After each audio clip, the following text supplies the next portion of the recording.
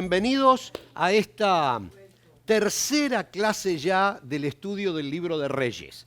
Como les prometí cuando comenzamos el primer libro de Reyes, ya hace bastante tiempo, aunque forma parte de los llamados libros históricos, hay tanta enseñanza y tanta palabra de Dios para nosotros en estos libros del Antiguo Testamento que quizás nunca consideramos que pudieran ser de tanta inspiración para nosotros, y ahora que los estamos estudiando, estamos encontrándose estas historias, especialmente en la vida del profeta Elías, en la vida de Eliseo, que hoy vamos a estudiar, en la vida de David, en la vida de Salomón, en la vida de los distintos reyes, historias. Y Dios nos habla a través de esas historias, porque es su palabra la que estamos estudiando. No estamos, y perdonen que esto lo repita casi todas las clases, estamos estudiando libros históricos, pero no estamos estudiando historia. Estamos leyendo la palabra de Dios y Dios habla a nuestros corazones hoy con las historias que se escribieron en la Biblia. Él permitió, Dios, que estas historias que nosotros estamos leyendo estén en la Biblia para a través de su palabra directa hablarnos a nosotros. Hoy, así como le habló a la gente que vivió en esta época que estamos estudiando. Es palabra viva lo que nosotros estamos estudiando, no es simplemente historia. Por eso a veces tratamos de centrarnos un poquito más en lo que Dios quiere decirnos a través de esas historias que en las historias propiamente dichas. A veces pasamos por alto tal vez algunas fechas o tal vez algunos encuadres históricos, que es lo que pasaba en otras partes del mundo cuando se estaba dando esto aquí o que quisieron en las leyes y demás cosas que si estuviéramos estudiando historia serían bien interesantes, pero nosotros estamos siempre buscando la voluntad de Dios y buscando que Dios nos hable a través de lo que estudiamos. Así que hoy empezamos la tercera clase del segundo libro de Reyes y como habíamos prometido en la clase anterior, hoy vamos a leer ese momento trascendental donde el Señor toma a su profeta Elías y lo lleva a su presencia sin que él vea la muerte. No es algo muy común.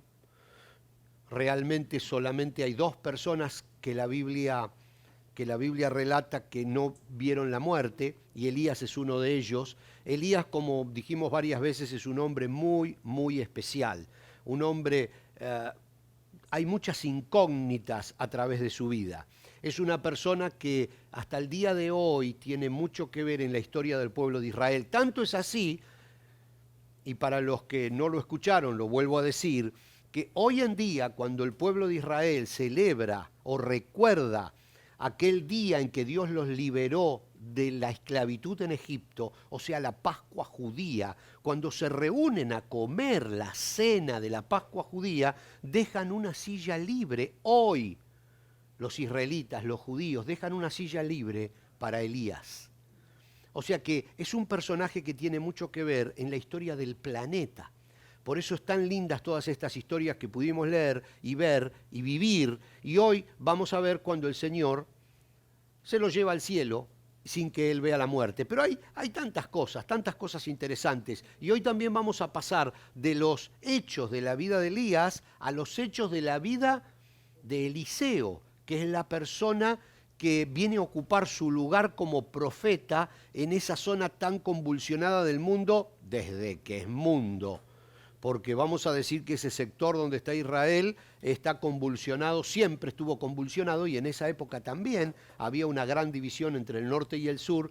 Nosotros estamos enfocándonos en la parte norte de Israel, que se llamaba precisamente Israel, la parte sur se llamaba Judá. Lo decimos siempre, pero hay muchas personas que a veces sintonizan el canal por primera vez y agarran cualquiera de los estudios, entonces yo trato siempre de hacer una introducción y ubicarlos. Muy bien.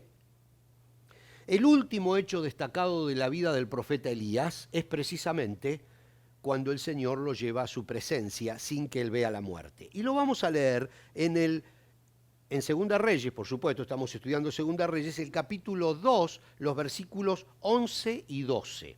Ahora, podríamos hablar mucho de este acontecimiento.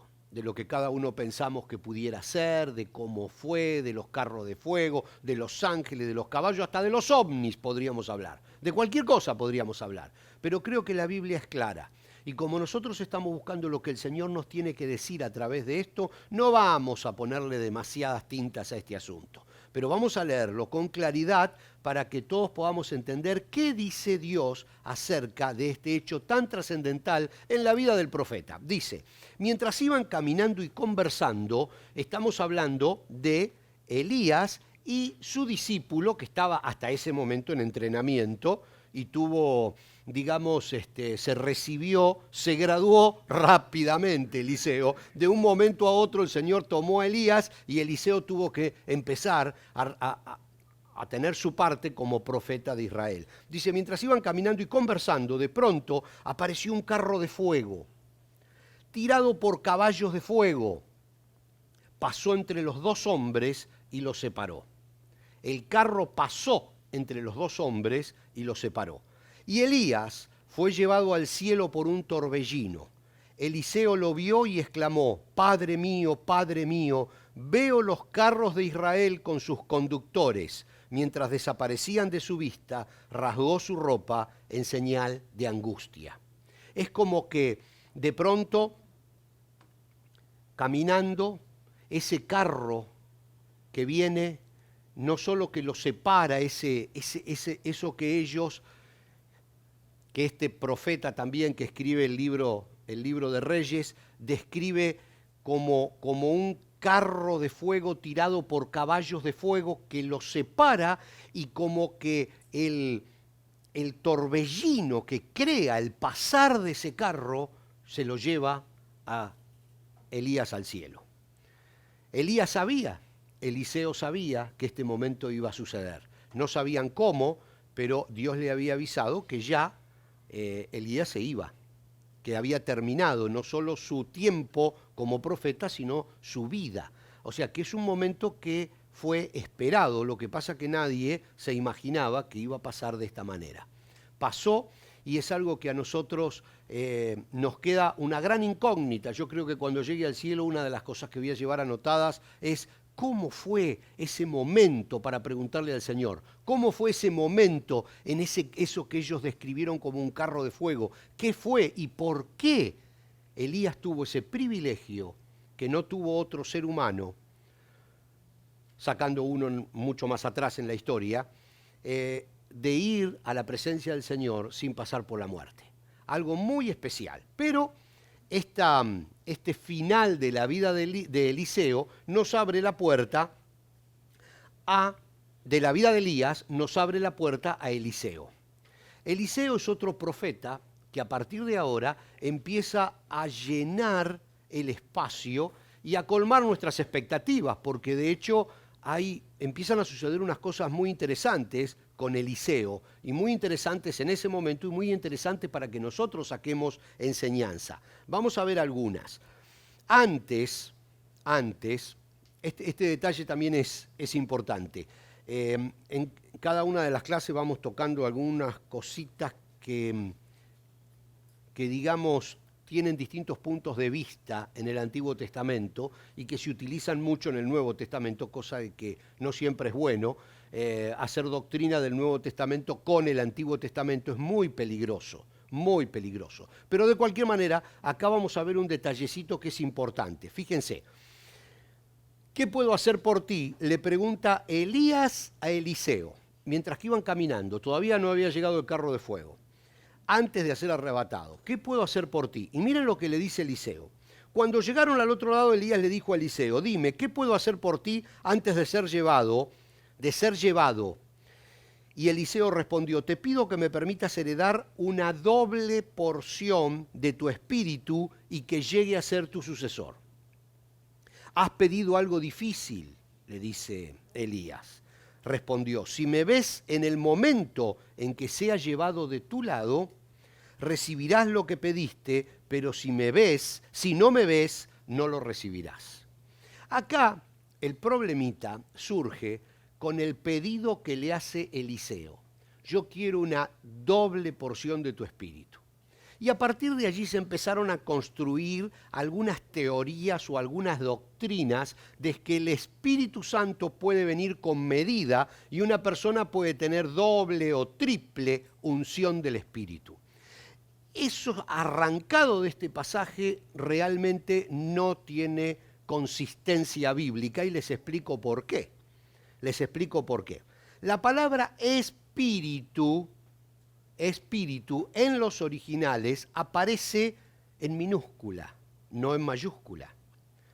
Sin embargo, unos versos después, lo vamos a leer, en el mismo capítulo aparece con mayúscula. Vamos a ver este punto porque es importante por lo que se ha creado alrededor.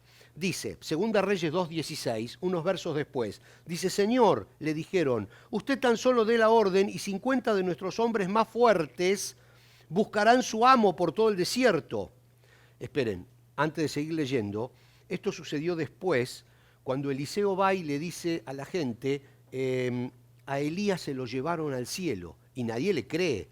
Entonces dice, vamos a buscar su cuerpo, porque evidentemente un torbellino lo arrastró, un tornado lo levantó, lo mató y lo tiró y está tirado su cuerpo, su cadáver está en el desierto.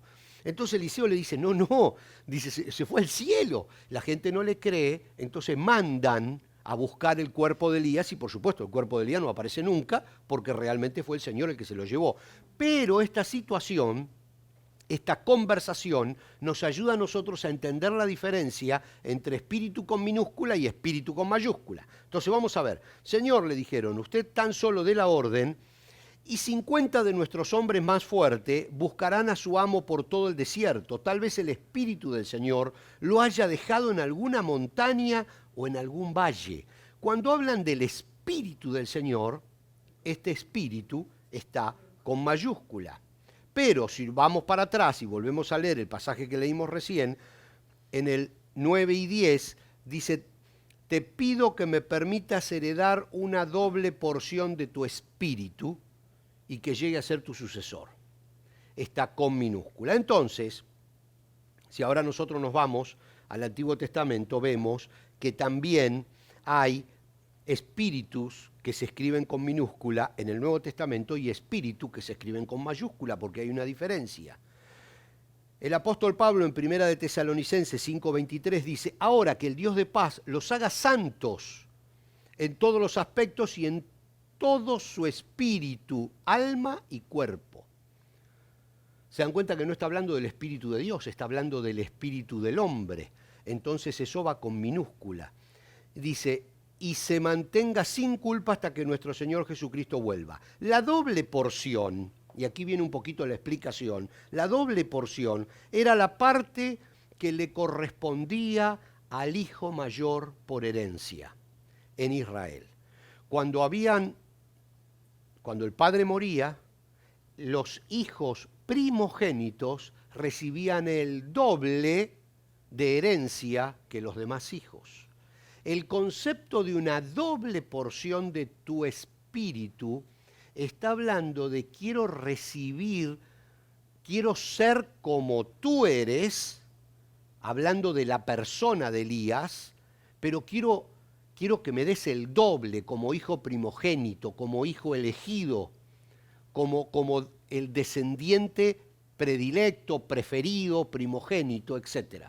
Según la costumbre, recibía la doble porción de la herencia. Entonces, en este pasaje, lo que le está diciendo Eliseo a Elías, quiero ser como eres tú, y si es posible, quiero ser el doble de lo que tú eres, pero no tener 2 veces el Espíritu Santo en mí, porque o está el Espíritu Santo o no está, pero no está por medidas. Entonces, esto es importante porque cuando nosotros sacamos este concepto del Antiguo Testamento y lo llevamos al Nuevo Testamento y hablamos de doble porción, no tiene base bíblica para pensar que es una doble porción del Espíritu Santo.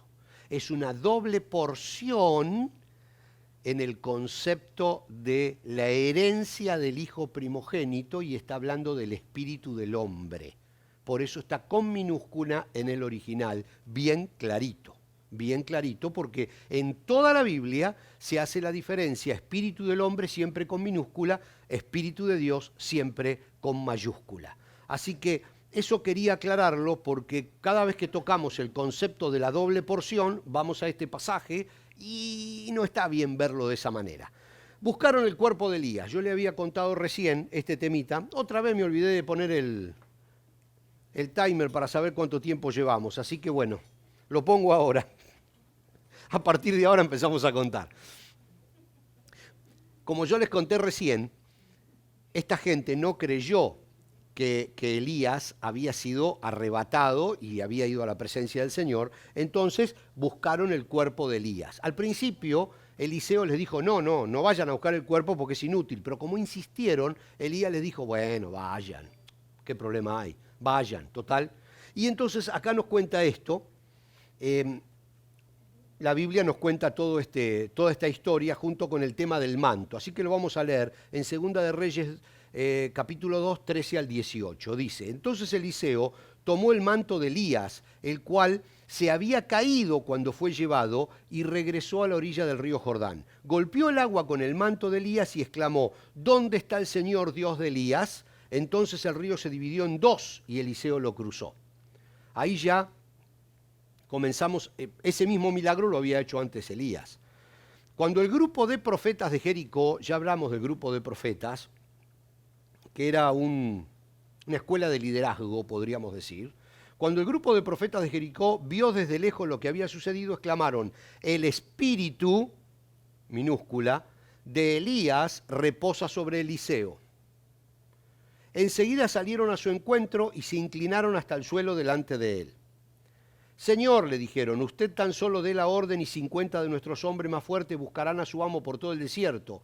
Tal vez el espíritu, está con mayúscula, del Señor lo haya dejado en alguna montaña o en algún valle. No, respondió Eliseo, no los manden, pero ellos insistieron tanto que él, avergonzado, finalmente aceptó. Está bien, les dijo, mándenlos. Así que 50 hombres buscaron a Elías durante 3 días, pero no lo encontraron. Eliseo aún estaba en Jericó cuando los hombres regresaron. ¿Acaso no les dije que no fueran?, preguntó. Y ahora vamos a comenzar a ver algunas cosas en la vida de Eliseo. Ya dejamos atrás a Elías y comenzamos en estos minutos que nos quedan a ver algunas historias interesantes que relata el libro de Reyes de la vida de Eliseo. Esto tal vez es lo más...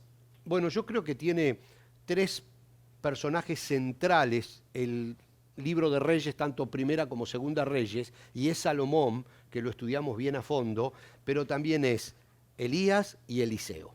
Y ahora vamos a estudiar a Eliseo. Es bien interesante lo que sucede con su vida. Ayuda a una viuda estudiante de la escuela de profetas. A la viuda de un estudiante de la escuela de profetas. ¿Se acuerdan que habíamos hablado de la escuela de profetas?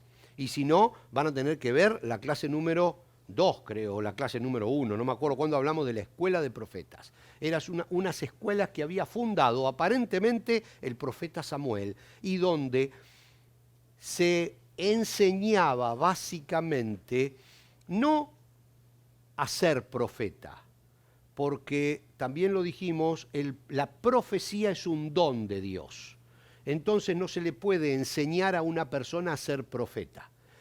El sacerdocio era hereditario, la profecía era por regalo de Dios, eso está claro, pero los profetas, los que tenían el don de profecía, iban a una especie de escuela de entrenamiento, porque los profetas fueron muy importantes en la historia del pueblo de Israel. De hecho, nosotros tenemos la guianza de los profetas como Jeremías, como Isaías, grandes profetas, y otros que escribieron menos cantidad, como Amós, que están en nuestra Biblia. Son los profetas en los que se basa nuestra historia y mucho de nuestra doctrina. La doctrina de los profetas y de los apóstoles es muy importante. Los profetas en Israel eran como una palabra de sabiduría, de justicia que guiaba muchas veces las decisiones del gobierno o del pueblo. Ellos eran los que los que influenciaban políticamente las decisiones de los gobernantes para tratar de inclinarnos a escuchar la voz de Dios. Los profetas fueron muy, muy importantes en la historia del pueblo de Israel. Elías, ustedes recordarán, cuando estaba en el Monte Carmelo, él se presentó diciendo, no queda ni un profeta de Jehová, ni un solo profeta de Jehová, ni un líder, ni un pastor queda de todo, digamos, de Jehová, porque los habían matado a todos, él era el único. Y sin embargo, profetas de Baal había como 400 y de Acera otros 400 más. Entonces podemos ver cómo era una institución. Los profetas eran una especie de institución. Entonces, muere un profeta y su esposa queda viuda. Y aquí vemos uno de los primeros milagros de Eliseo. Dice 2 Reyes 4, 1 al 7, cierto día la viuda de un miembro del grupo de profetas fue a ver a Eliseo y clamó, mi esposo, quien te servía, ha muerto, y tú sabes cuánto él temía al Señor. Pero ahora ha venido un acreedor y me amenaza con llevarse a mis 2 hijos como esclavos. ¿Cómo puedo ayudarte?, preguntó Eliseo. Dime qué tienes en tu casa. No tengo nada, solo un frasco de aceite de oliva, contestó ella. Entonces Eliseo le dijo, pídele a tus amigos y vecinos que te presten todas las jarras vacías que puedan. Luego ve a tu casa con tus hijos y cierra la puerta. Vierte en las jarras el aceite de oliva que tienes en tu frasco y cuando se llenen, ponlas a un lado. Entonces ella hizo lo que se le indicó. Sus hijos le traían las jarras y ella las llenaba una tras otra. Pronto todas las jarras estaban llenas hasta el borde. Tráeme otra jarra, le dijo a uno de sus hijos. Ya no hay más, respondió. Al instante, el aceite de oliva dejó de fluir. Cuando ella le contó al hombre de Dios lo que había sucedido, él le dijo, ahora vende el aceite de oliva y paga tus deudas. Tú y tus hijos pueden vivir de lo que sobre.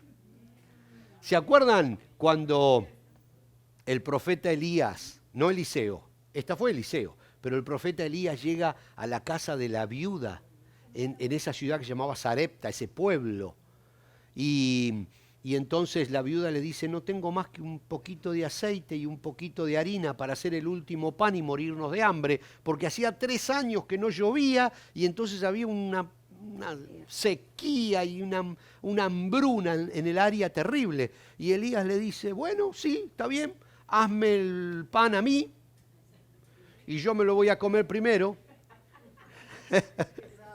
¿Saben lo que habrá pensado la propia viuda, no? Pero sin embargo lo hizo.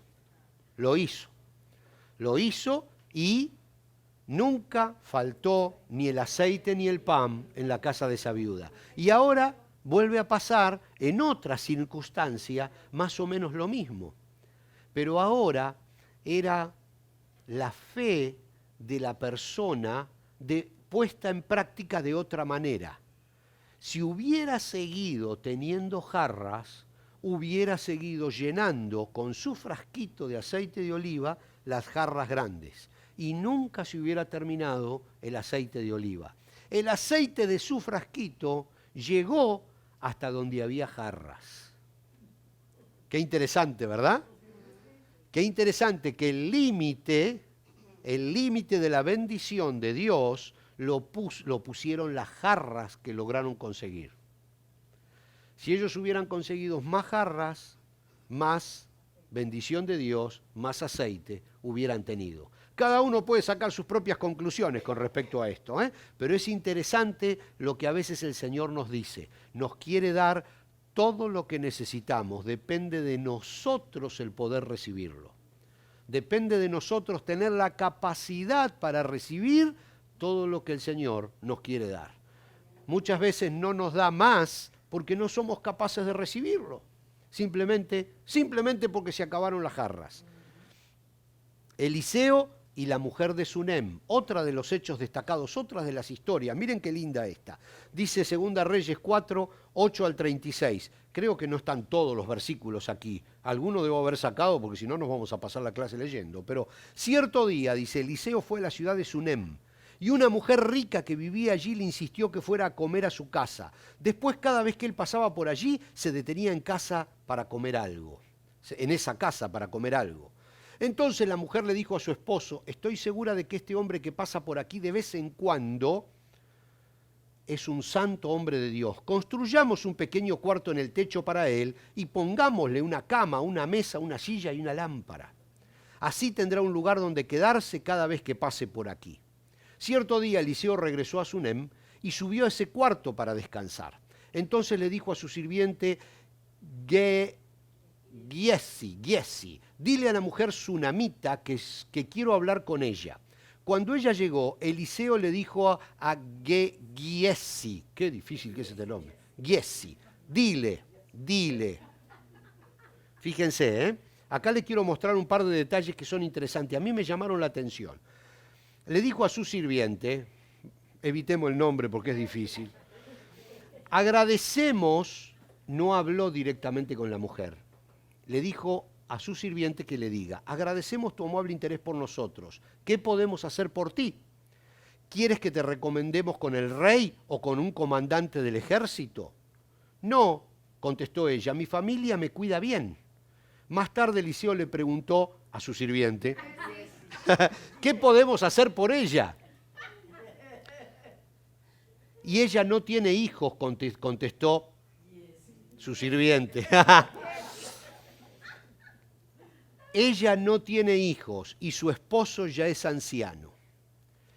Llámala de nuevo, le dijo Eliseo.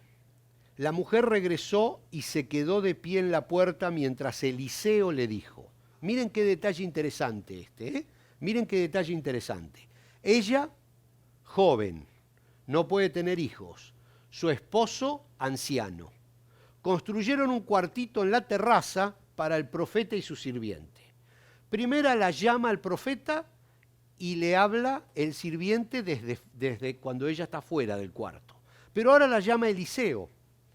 Y dice claramente que ella se quedó de pie en la puerta mientras Eliseo le hablaba. No entró al cuarto donde estaba Eliseo.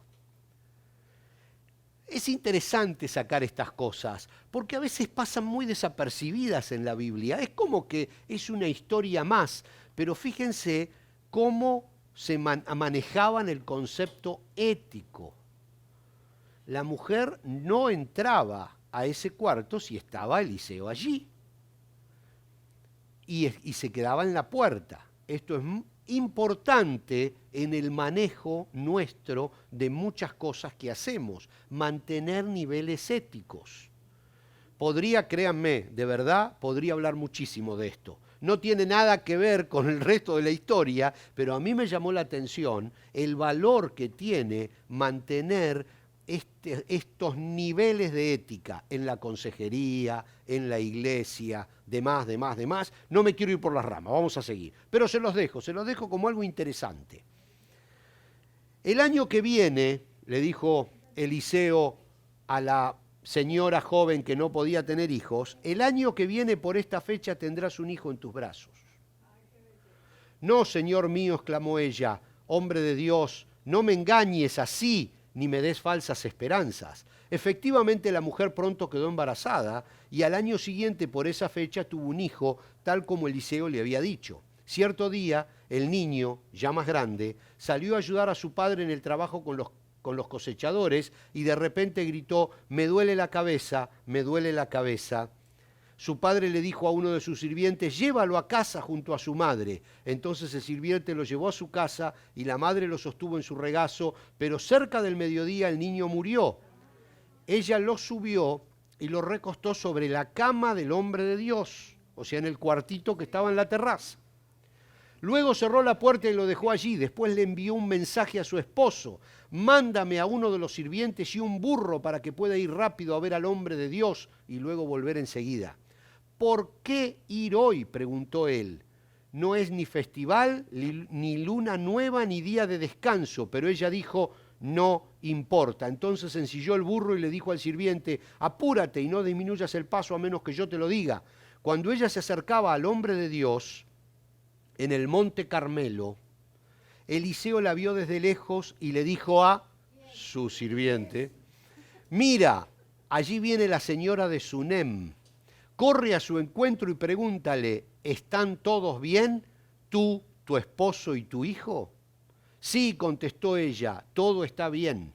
Sin embargo, cuando ella se encontró con el hombre de Dios en la montaña, se postró en el suelo delante de él, se agarró de sus pies. Su sirviente comenzó a apartarla, pero el hombre de Dios dijo, déjala, está muy angustiada, pero el Señor no me ha dicho qué le pasa. El Señor no le dijo a Eliseo lo que le pasaba a la mujer esta, o sea, Eliseo no sabía nada. Entonces ella dijo, ¿acaso yo te pedí un hijo, Señor mío? ¿Acaso no te dije no me engañes ni me des falsas esperanzas?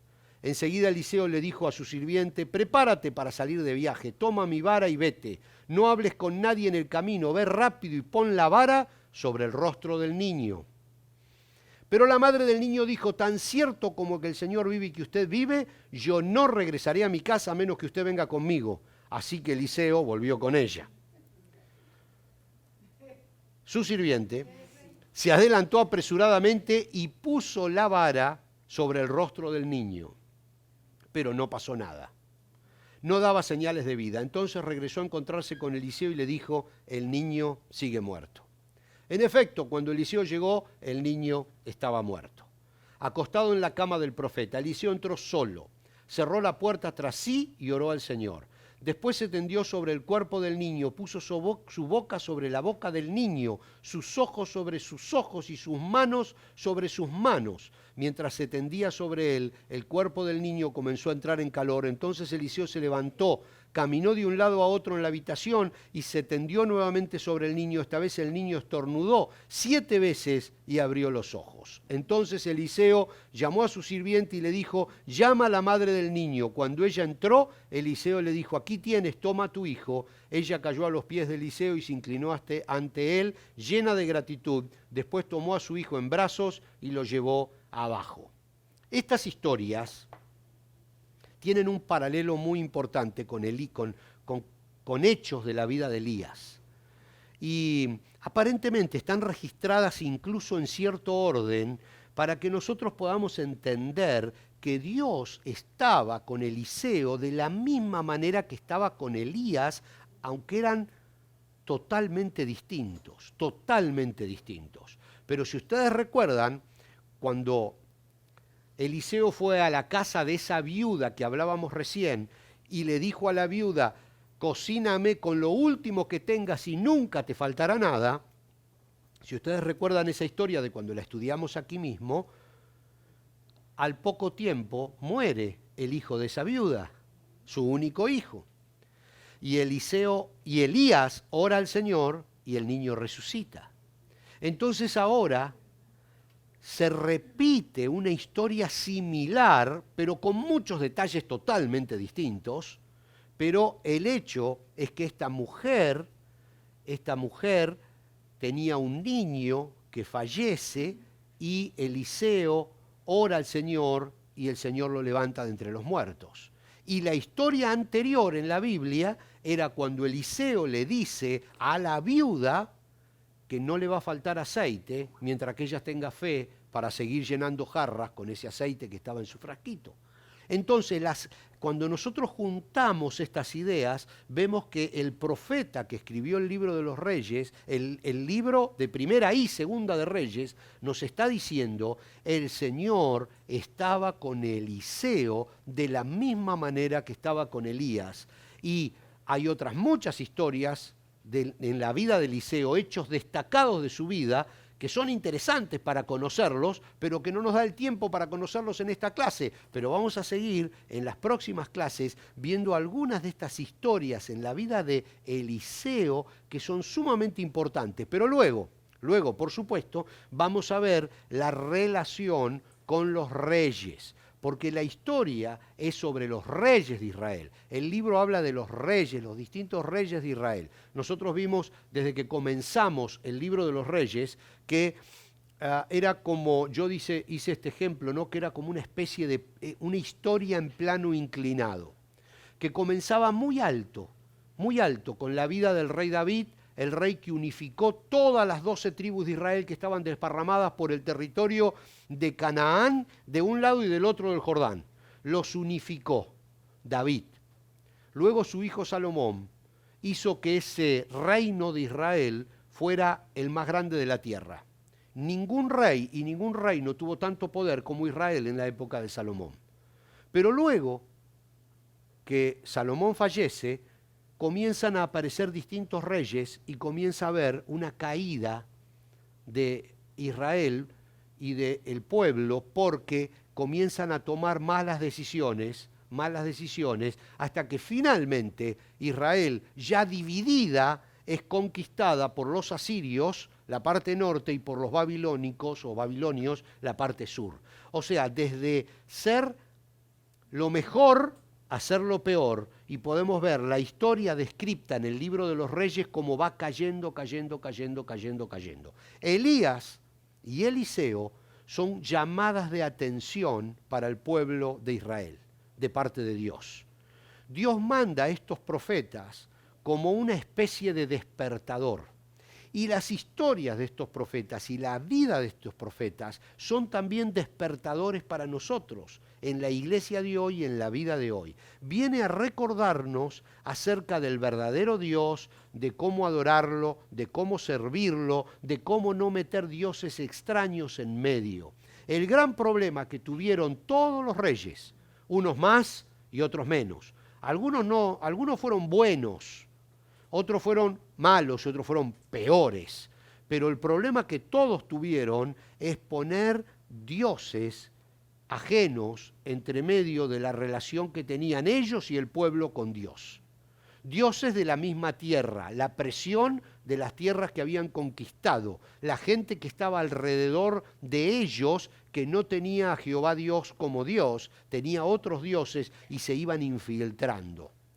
Entonces, cuando nosotros nos ponemos en el día de hoy y vemos cómo nosotros estamos entre medio de gente que no tiene al Señor en su corazón, y cómo el peligro de ir cayendo es cuando permitimos que esa gente que está a nuestro alrededor, que no tiene al Señor en su corazón, nos influya de tal manera que nos ponga dioses extraños entre nosotros y el Dios verdadero. Esa fue la madre de las caídas del pueblo de Israel.